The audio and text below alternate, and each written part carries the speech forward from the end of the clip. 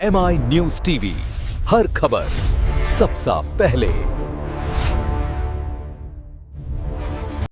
चलो ना अमित তোমার জন্য जैसे कि आप लोग आज नारी के ऊपर, नारी जैसे आगे बढ़े उसको लेकर बहुत दिनों से काम कर रहे हैं, उनको एक पोजीशन में लाना चाहते हैं, लेकिन देखा जा रहा है दिन ब दिन नारी के ऊपर लगातार कभी बलात्कार तो कहीं कुछ ना कुछ नज़र आ रहा है। इसके ऊपर क्या कहना चाहेंगे?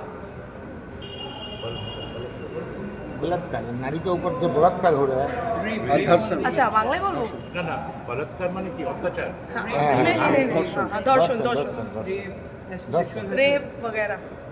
rape, sexual assault, continuous sexual violence against women. সেই তো বলছি যে फर्स्ट ऑफ ऑल नारी को शक्ति दरकार नहीं है, वो नारी नेचुरल शक्तिमान है।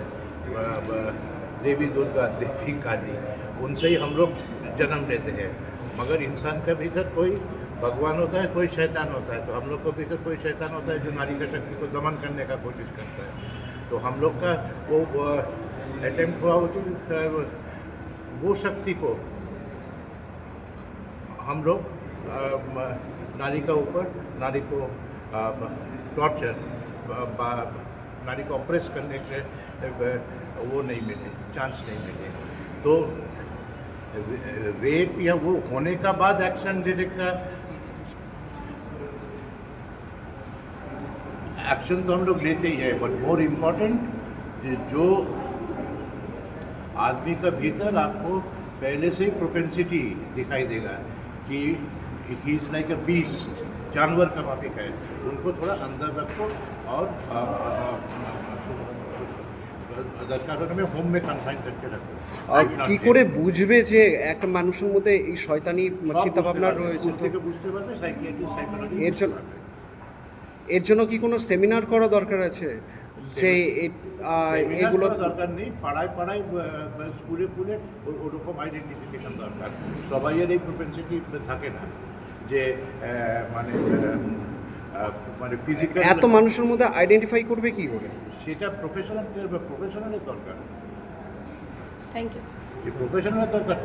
কার ভেতর মার্ডারাস প্রপেন্সিটি আছে, কার ভেতর রেপিস্টের প্রপেন্সিটি আছে, সে যে সাইকোপ্যাথিক কিলার অনেকে আছে যে মহিলাকে মানে প্রথমে সেক্স করে তারপর খুন করে, তারপর এই চিন্তা ভাবনাটা প্রথম থেকে তাদের মধ্যেই কি থাকে মনে করছেন? থাকবে, তাদের নর্মাল লোক এটা করবে না।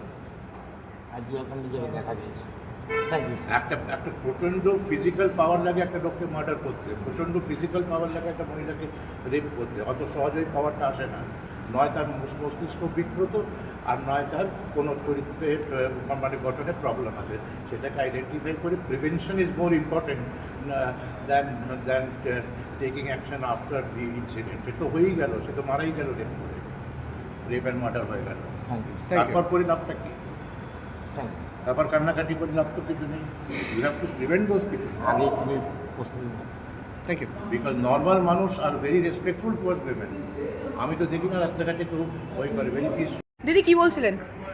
আমি যেটা বলতে চাইছি সেটা হচ্ছে দীর্ঘ 109 বছর ধরে লায়ন্স ক্লাবস ইন্টারন্যাশনাল সারা পৃথিবী জুড়ে মানুষের জন্য, মানুষের সাথে কাজ করছে।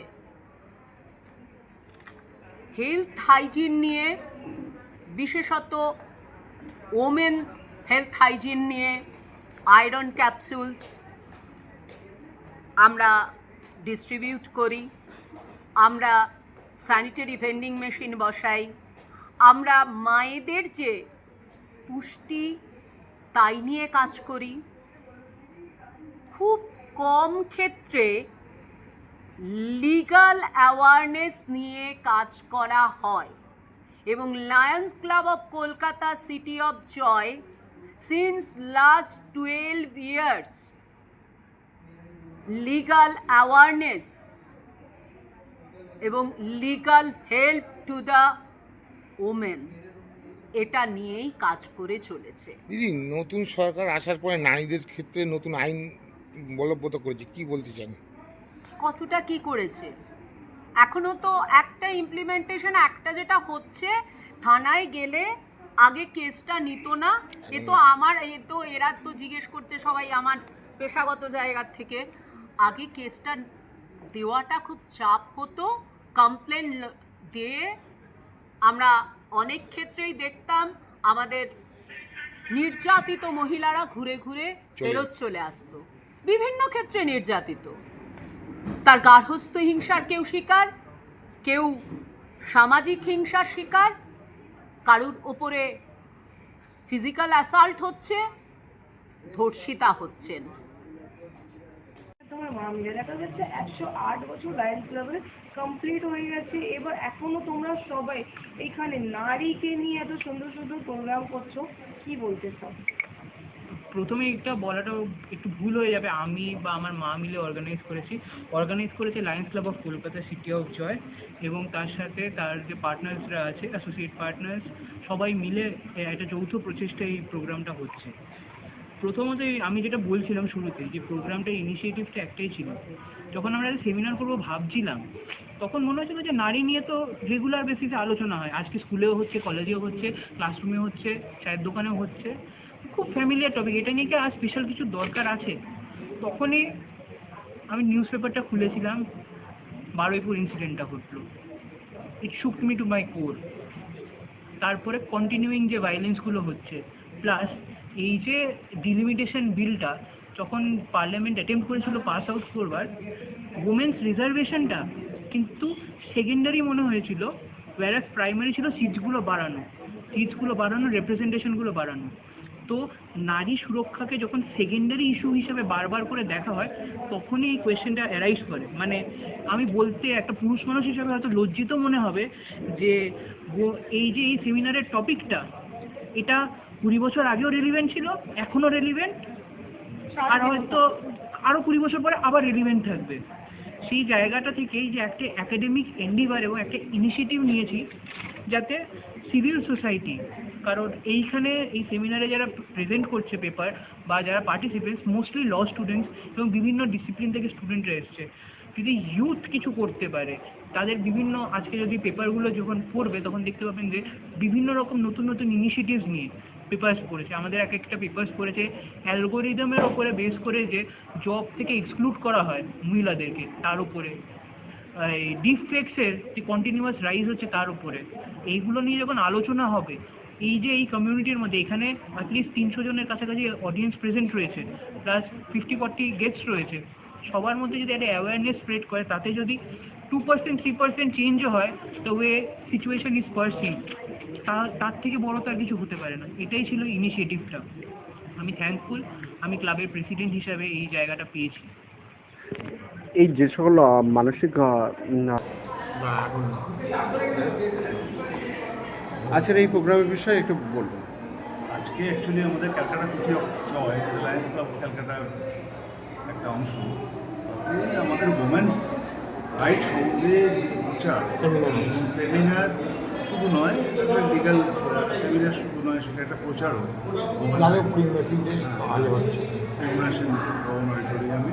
কিন্তু মেন জিনিস হচ্ছে একটা নারী সুরক্ষা থেকে ইম্পর্টেন্ট হচ্ছে ভ্রূণ হত্যা। এখনও কিন্তু আমরা সেইভাবে যেতে পারিনি। হ্যাঁ, যে এত ভ্রূণ হত্যা হচ্ছে, তো ইকোলজিক্যাল ব্যালেন্স নষ্ট হয়ে যাবে।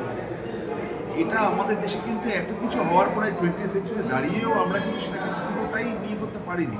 আজকে দেখুন, যদি অন্যদিকে তাকিয়ে দেখেন সেই ব্যাপারটা, তাহলে তো আমরা রিপ্রোডাকশন বন্ধ হয়ে যাবে, আমাদের তো বন্ধ হয়ে যাবে জেনারেশন। আমাদের সমাজ হয়তো শিক্ষিত হওয়ার পরেও যে হচ্ছে, সেই জায়গাটাকে আমরা একদম চাইছি যে দিকে যেন ব্যাপারটাকে ছড়িয়ে দেওয়া যায়। আমরা শুধু একটা শিক্ষিত সমাজের মধ্যে বললাম, তাহলে কোনো লাভ নেই। আস্তে আস্তে আমাদের ছড়াতে হবে গ্রামে গঞ্জে দিকে দিয়ে। আপনার নাম বলছেন যে ভ্রূণ হত্যার ব্যাপারটা, এখানে নারী তো কোনো অংশে পুরুষের থেকে কম নয়, একদমই। তবুও কেন ভ্রূণ হত্যা হচ্ছে? এই যে চিন্তা ভাবনাটা, শুনুন, তাহলে একটা বিরাট ইতিহাস বলতে হয় যে পিতৃতান্ত্রিক মাতৃজাতীয় সমাজ ব্যবস্থা প্রথমে ছিল, সেখান থেকে কেন পিতৃতন্ত্র আসে। এই যে চিন্তাটা, এটা আজকের চিন্তা তো নয়, এটা ডিপ রুটেড। এই চিন্তাটা থেকে তো আমাদের বেরিয়ে আসতে হবে, আমাদের তো আলোটা দেখাতে হবে, অ্যাটলিস্ট পথ, যাতে পরবর্তী প্রজন্মরা বুঝতে পারে যে এটা ঠিক নয়, এগুলো নয়। এবং নারী যদি ভ্রূণ হত্যা, নারী যদি না ভুল এ করছে, তাহলে পুরুষ তো শান্তি, পুরুষ তো জন্মাতো না। জন্মাতোই না ছেড়ে দিন, আমাদের জেনারেশন জন্মাতো না, মেয়েরা জন্মাতো না, সব শেষ হয়ে যেত। এই যে আপনি দাঁড়িয়ে আছেন, আমি দাঁড়িয়ে আছেন, উনি দাঁড়িয়ে আছেন, আপনারা বড় কাজের সঙ্গে যুক্ত, আপনার যে ইন্টেলিজেন্স আপনার 60% মনে হয় মায়ের কাছ থেকে আসে। তাহলে থ্যাংক ইউ। আপনার নাম আর পরিচয়? Debraj Barman, trainer, Lions Club city. নারী শক্তির উপরে আজকে এখানে যে সেমিনার হলো, কি বলবেন? যে নারীরা মানুষের কতটা ঊর্ধ্বে এবং নারীরা সব কিছু ঊর্ধ্বে, কি বলতে পারি না বলুন। এই ধরনের সেমিনারের প্রয়োজনীয়তা কখনো ফুরোয় না। আর ক্যামেরা তাকিয়ে বলুন। নারীরা সব কিছুর মধ্যে এটা তো মানতে পারবো না, কারণ আমাদের এখন পর্যন্ত, যেটা আমি শুরুতেই বললাম, যে আমরা সব থেকে প্রিক্যারিয়াস সিটিজেন। এখনও পৃথিবীর কোনো আইনে মেয়েরা কিন্তু এখনও ইকুয়ালিটি পায়নি। পৃথিবীর অধিকাংশ দেশ এখনও পর্যন্ত ইকুয়াল ওয়েজ দেয় না মেয়েদের রাইট টু প্রপার্টি এখনও অব্দি নেই। কাজে আমরা যতই কনস্টিটিউশনাল সেফগার্ড রাখি না কেন, খুব প্রোগ্রেসিভ দেশ, ডেমোক্রেটিক দেশ, অনেক উচ্চমানের আর্টিকেল 14, 15, 19 থাকলেও সেটা শেষ পর্যন্ত কোনো একটা মানুষে এসে শেষ হয়, মেয়ে মানুষ অব্দি এসে পৌঁছে। কাজে মেয়েদের অধিকার কোথায় শুরু কোথায় শেষ সেটা জানতে গেলে আমাদের খবরের কাগজের পাতায় কতগুলো রগরগে খবর পড়লেও আমরা যেমন জানতে পারি, তেমনি প্রাত্যহিক জীবনে একটি মেয়ে যেভাবে ডোমেস্টিক ভায়োলেন্সকে প্রতিদিন সেটার বিরুদ্ধে লড়ে বা লড়ে না লড়তে শেখানো হয় তাকে। কাজে এবং আইনের কাছে দ্বারস্থ হওয়াটাই একটা মেয়ের অনেকখানি যুদ্ধ লাগে। কোর্টে আসা তার কাছে একটা অপমানের জায়গা। সংসারের বিরুদ্ধে কথা বলা সমাজে বেরিয়ে এসে সেটা তার পক্ষে অসম্ভব।